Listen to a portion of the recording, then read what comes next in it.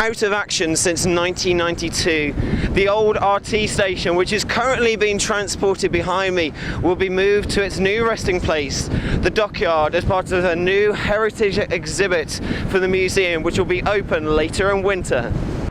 The building received a police escort as it travelled along St Mary's Walk, turning right down Reservoir Road and along Ross Road. The RT station used to be the lifeline for the Falklands, bridging the gap between residents in Stanley and camp. We spoke to Leona Roberts a little bit earlier about the history of the RT station. Well, as far as we know, it was part of the West Yorks camp up in the west of Stanley during World War II. Then was moved down here onto St Mary's Walk in the 50s when the radio telephone station was set up. And yeah, that's how it operated then until 1991-92, when the camp telephone system was fully operational, and then the RT closed down, and with it, of course, a huge part of our social history sort of came to an end, really. Yeah, so it's quite sad for it to be leaving today and being moved to the Dockyard.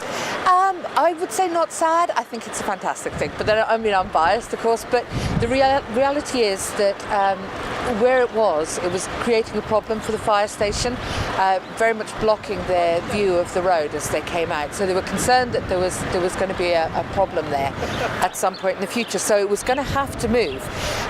Fortunately, it was agreed that it could come to us at the Dockyard to form part of the heritage site we're developing down there, and we will be kind of recreating the RT in the end that the RT was in.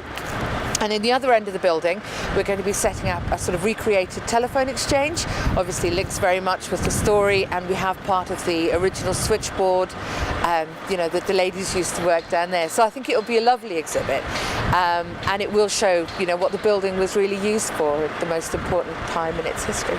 The RT station used to be used to pass along messages, from medical complaints to mechanical problems which could be diagnosed down the lines, as well as camp residents putting in shopping orders for their supplies from Stanley businesses.